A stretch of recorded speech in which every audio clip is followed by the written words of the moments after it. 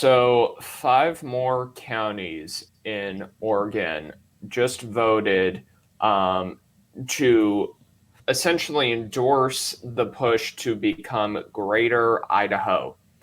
And what this basically If I were in Idaho is, now, I think I'd be insulted I'd be by that, super right? Like, insulted. what am I, regular Idaho? And you want to be good? That doesn't seem. I feel like you could message that better, but so basically the reasoning behind this has to do with the fact that the policies that are happening in the state of Oregon right now are drastically different than what a lot of people that live in Oregon actually believe outside of the major cities of like Portland and Eugene and all these other cities that are more kind of on the western side of Oregon.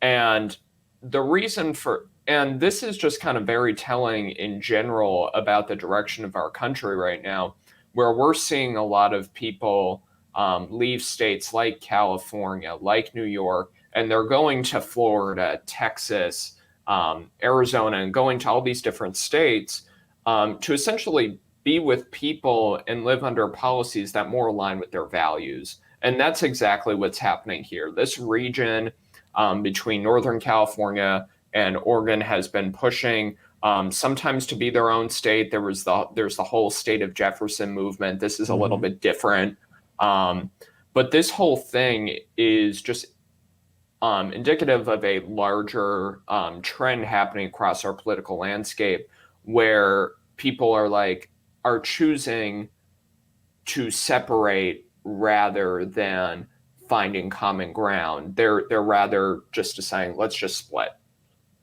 or I'm just going to leave.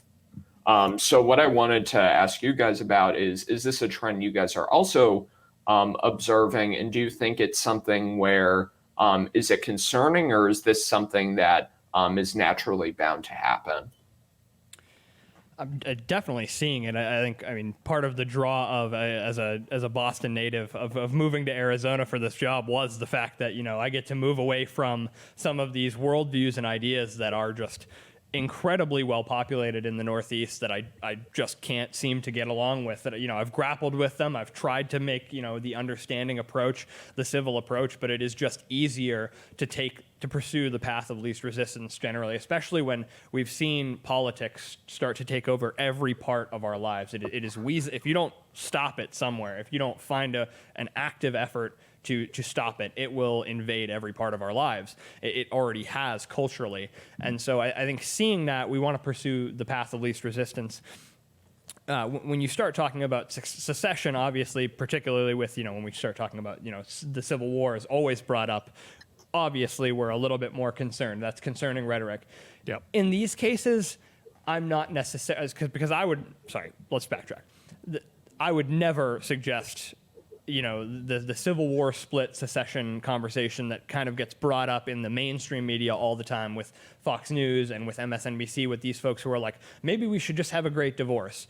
It doesn't work that way. There are blue cities and red states. There are red states next to blue states, surrounding blue states. It can't work that way. This kind of disassociation, however, I think it's not optimal. It may be the most civil solution that we have right now, given the fact that, it made the representative government system made a lot of sense when the country was young, because there was still the pre-modern, understanding of the world, of reality, of the way things worked. When you stop having not only politics in common, but fundamental understandings of the way the world works, the way the family works, the way a human being works, there really isn't. How do you grapple with that level of dimension and difference? It's just not possible. So this is not optimal. I pray every day for the nation to become more united, but I think that given the way that things are right now, it might be the most civil way to go. Yeah, you said, how do we grapple with that level of dimension? And I thought you were going to say dementia, which which would also be appropriate in a lot of these conversations, I think. It's something we're very aware of in Arizona. That phenomenon that you're talking about, Cameron, is probably why Joe Biden won the state. barring some sort of findings from this audit that's going on in Maricopa County right now that might, indicate something other than what we have seen, but haven't seen great information about that, at least to date. But, That audit, that I feel like every 5 seconds there's something new with that one. Yeah, well, this is the kind of thing where it's going to all be back and forth and back and forth. We really need to let it shake out and let the dust settle before we know what the real results are.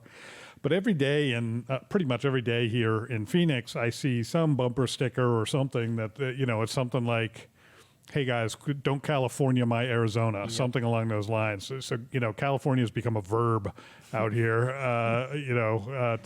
defined as moving something to the left. Now I'm with Andrew. I mean, at least I think I am.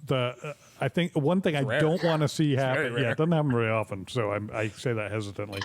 I also don't like it, but.